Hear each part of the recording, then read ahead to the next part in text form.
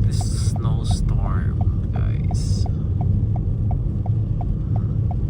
Hindi mo masyado makita yung dinadaanan mo, guys, dahil sa tindi ng lakas ng snow.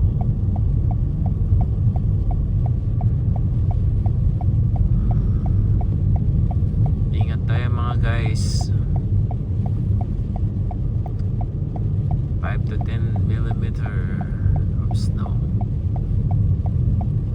today.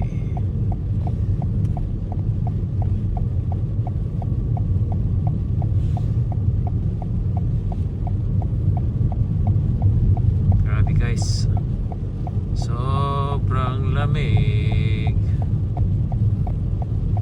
Gusto ko na mag-exit guys, ayoko na dito dumaan.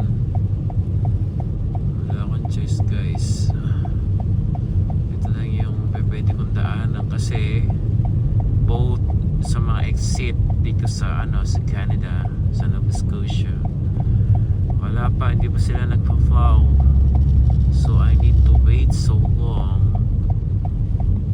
bago madaanan guys. So yun, hirap tayong dumaan. Wala pang nagpa-plow sa mga exit like this area. Wala pa silang hindi man sila nagpa-plow. So how is it? We will gonna wait so long guys. Tignan mo naman yung snow. It's 7:25 AM guys. Good morning. And now we are in the field of Snow White. Grabe. Grabe. Hindi mo na makita yung dinadaanan mo guys, sa kapal ng snow.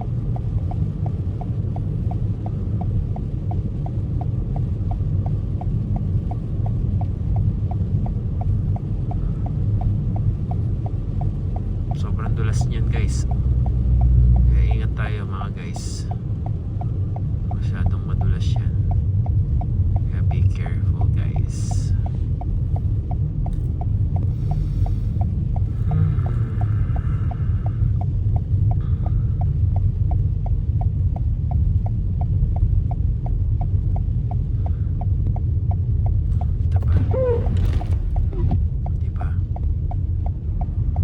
Kabila na flow na, dito hindi pa.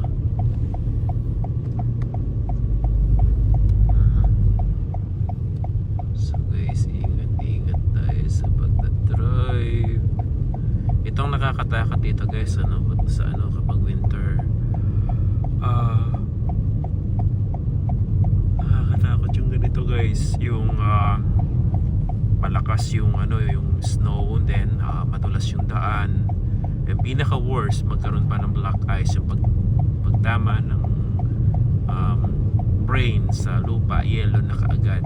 So yun, freezing ang tawag doon.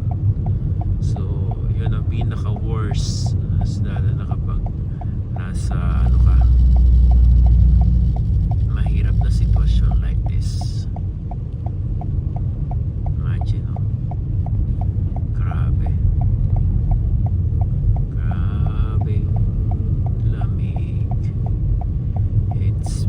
very cold in the winter. And guys, pinagkanta ko na kayo.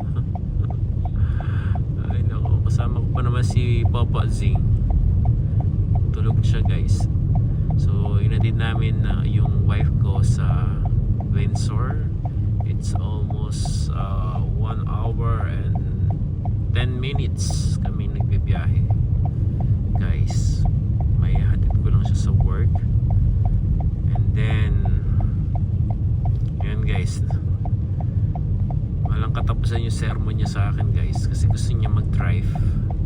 Hindi ko siya pinapayagan. Kung alam niya lang kung bakit hindi ko siya pinapayagan, dahil wala pa kami winter tire niyan guys, hindi pa napapalitan. So yan guys, yun ang worst.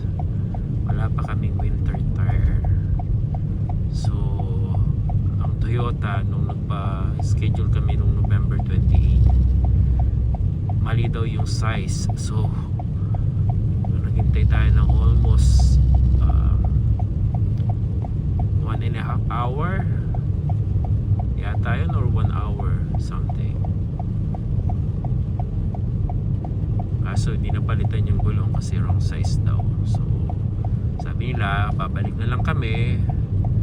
When we are come back, they put me on the schedule, even there's a lot they will gonna put me on the tight schedule. But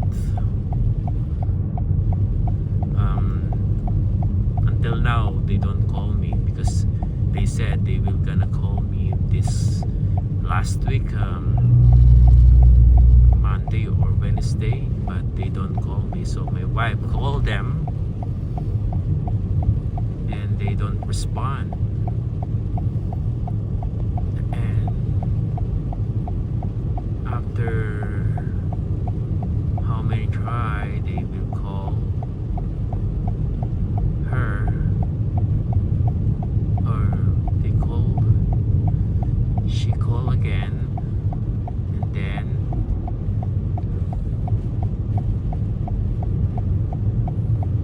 ayun na guys,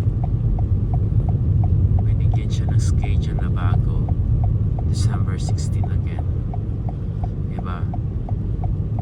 Hindi naman yung snow. Grabe, hindi ko kaya tong snow na to guys. It's very worse snow actually, and I don't know what should I do now kasi sobrang lakas ng snow.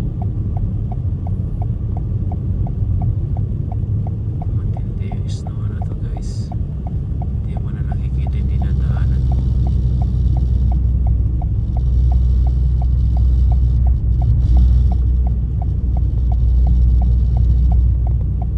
Diba? Sumasayad na ako sa linya.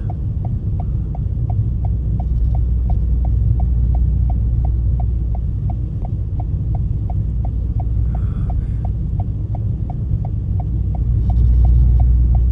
Yun guys. Hindi naman yung daanan ko guys. Worst sa lahat ng mga worst to. So yun guys, tama lang na hindi ako pumasok today sa work. Hindi naman ang worst. Ang worst talaga nito guys. This is the most worst snowstorm.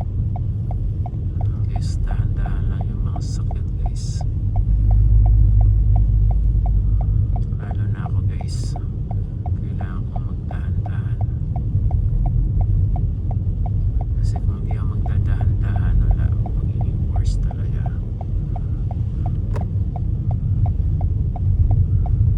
Diba? Ayun guys, nag-exit muna ako sa exit 14 from Windsor to here to Kentville. So punta ulit tayo ng Kentville Toyota to